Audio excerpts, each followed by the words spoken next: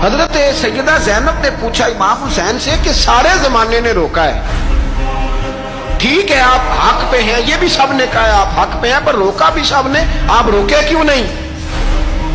تو ابن کثیر اور ابن اسیر لکھتے ہیں کہ امام حسین رو پڑے، کہنے لگے بہن میں رک جاتا، پر میں نے رات کو نانا مصطفیٰ کو خواب میں دیکھا۔ تو حضور نے فرمایا حسین اگر آج یہ رواج پڑ گیا نا یزید جیسے لوگوں کا تو قیامت تک پڑا رہے گا، پھر لوگ کہیں گے کوئی نکلا نہیں تھا تو ہمیں بھی نکلنا، پھر لوگ ظالموں کے سامنے گردنیں جھکانے کے عادی ہو جائیں۔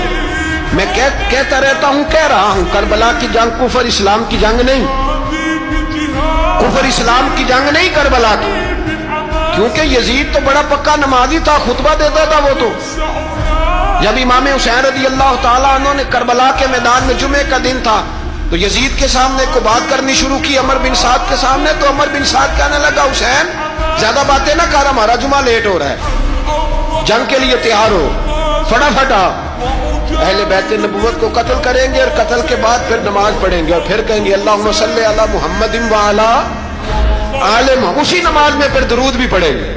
یہ کیسا مرتبہ ہے، کیسا انداز ہے، دوستی قاتل سے بھی مقتول سے یارانہ۔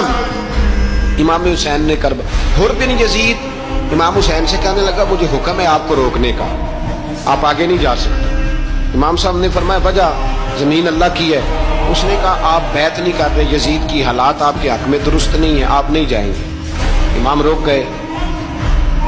ظہر کی نماز کا وقت ہوا تو حضرت علی اکبر امام حسین کے بڑے صاحبزادے انہوں نے اذان ظہر پڑھی تو حر بن یزید کے لشکر نے امام حسین کے پیچھے نماز ادا کی۔ کہا بھئی تم مقابلے میں آئے ہو، نماز پیچھے پڑھتے ہو؟ کہا حضور مقابلہ تو تلواروں سے کر رہے ہیں، پر ہمارا دل تو مانتا ہے نا کہ مصطفیٰ کا نواسہ بڑی شان والا ہے۔ حر بن یزید نے 3 نمازیں لشکر سمیت امام حسین کے پیچھے پڑھی ہیں، 3 نمازیں، ظہر اثر اور مغرب۔ پھر امام حسین کے سامنے شرائط پیش کی کہ آپ کو یہاں گھیر لیا گیا ہے، یہاں آپ بیعت کریں گے، یہاں پہ جنگ کریں گے، 2 ہی باتیں۔ امام حسین نے فرمایا نہیں بھائی بیعت تو میں نہیں کرتا، اس کے علاوہ تم جو کہتے ہو میں کرنے کو تیار ہوں۔ اس نے خط لکھا، عبید اللہ ابن زیاد کو ایک بندہ دوڑایا پیچھے کوفے، چند میل پہ کوفہ تھا، کہا وہ نہیں مان رہے، کیا کرنا؟ تو حسین ابن علی ہے، میں زیادہ دیر انہیں روک بھی نہیں سکتا۔ انہوں نے پیغام دیا حر بن یزید کو کہ کرنا کچھ بھی نہیں، ان کا پانی بند کر دو، بلیک میل کرو، کھانا پانی نہیں ملے گا، چھوٹے چھوٹے بچے ہیں خود ہی مان جائیں۔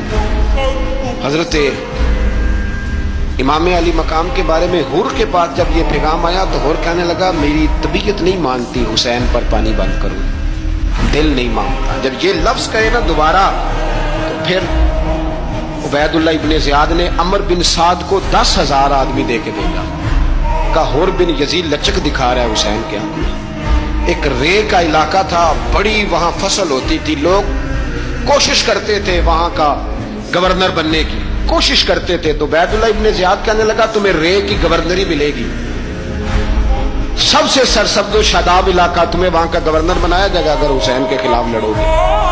یہ اتنی زبردست ہوتی ہیں گورنریاں کہ گورنریوں کے لیے لوگ نسل رسول کے خلاف بھی نکل آتے ہیں، یہ اتنی تگڑی ہوتی ہیں، اتنی جلدی وفاداریاں بدلتی ہیں۔